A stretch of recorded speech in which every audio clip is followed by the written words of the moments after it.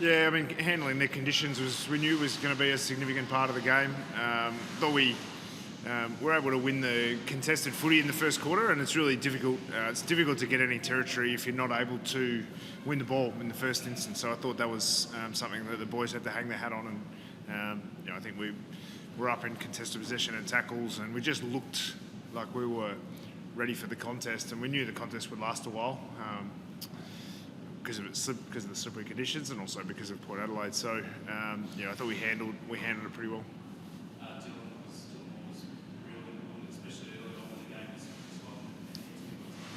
Yeah, I mean some of our key players really performed at a high level. I think collectively we performed pretty well, of course. But if you think of so Maury obviously had a 30-something and kept a couple of goals. I think Blake Hardwick's game was outstanding. I thought Josh Ward was really, really good around the ball. James Sicily had 12 intercept possessions. Jarman Impey was very, very good as a defender, and then he goes forward and manages to kick 3. So some key contributors obviously helps in games where moments are really going to matter. But consistency across the park was pretty good.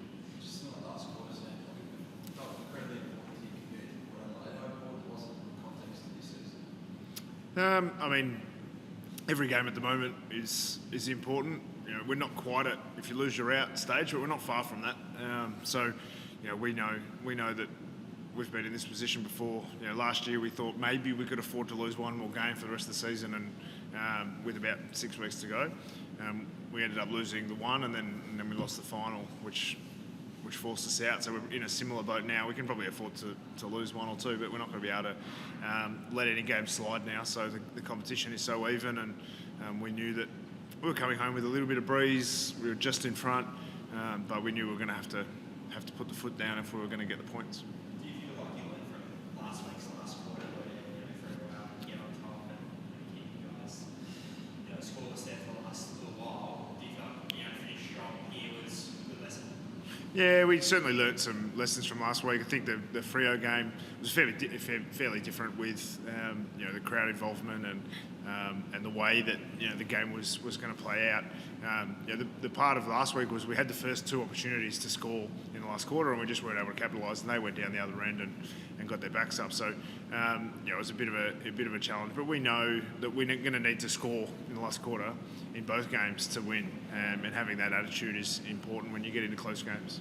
Just on the conditions here, like it's pretty wet when you're there for large parts. How important is it to be able to win in those conditions and be able to ground it out in those really tough moments? Yeah, it's been an interesting year. I mean, so we play 4 games home and away every year here, and I would say out of the last 3 years before this one, almost every day had been clear, blue sky, beautiful conditions for footy. And then this year it's been a bit all over the place. So not just the luck of the draw, but we know that when we get games down here, we've got a level of support from the fans that we can rely on, and gives us a little bit of extra energy over the opposition.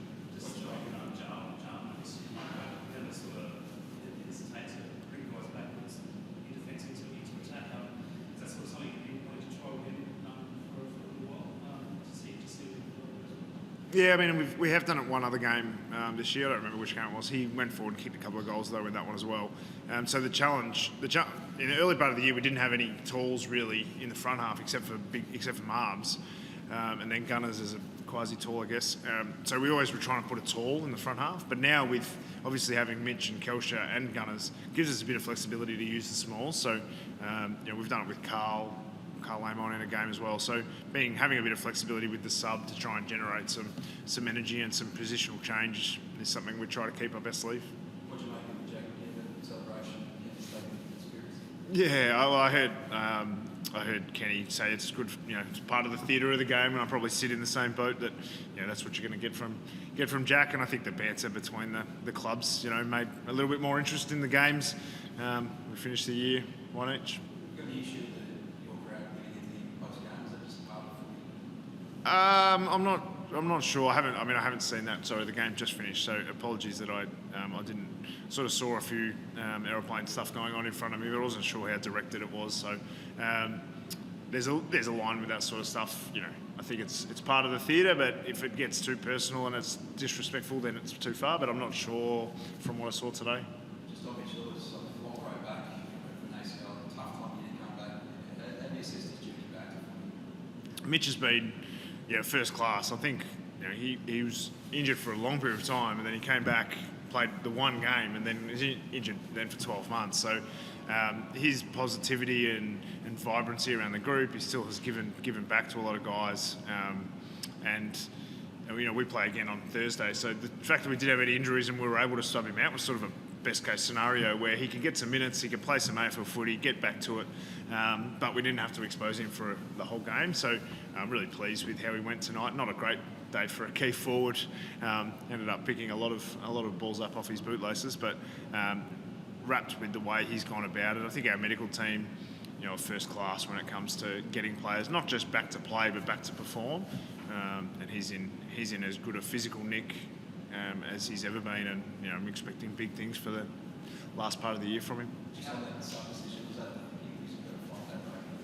Yeah. Well, I mean, we got Bailey McDonald, who's you saw a couple of great moments from him in the last quarter, and we really wanted to get him involved in the game, and we knew that the speed and power that he could produce would be helpful.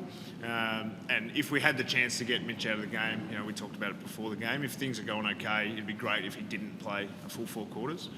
So that gives us a few more options this week going into Thursday. How do you find that balance moving forward with him and Kalsher and Marby? We've got so many top options. Presumably not all of them can play in the same game. What's, I suppose, the process there in deciding who gets there?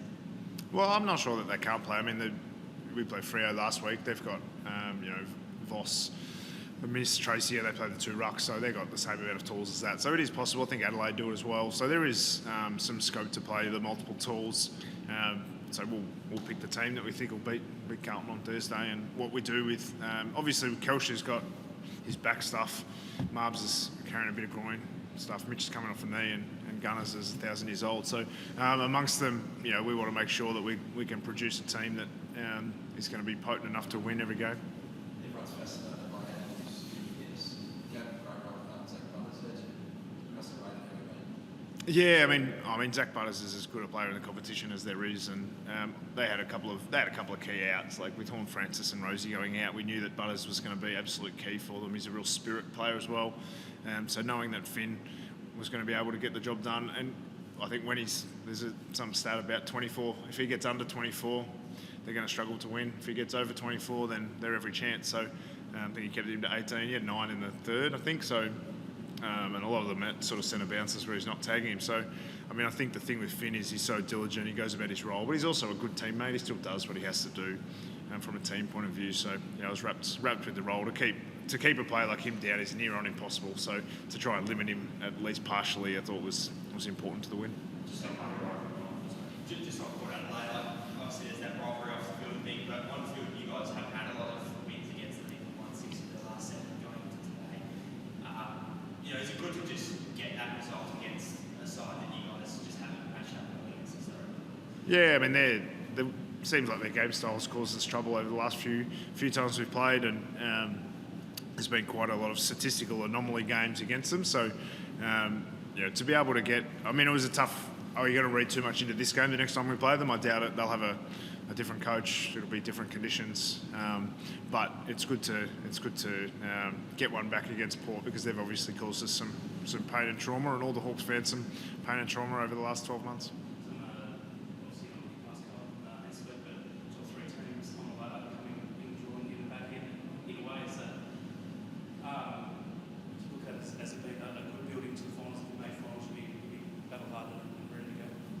I'm sure there's a lot of stories you can tell. Whatever draw you have, that's the draw you want.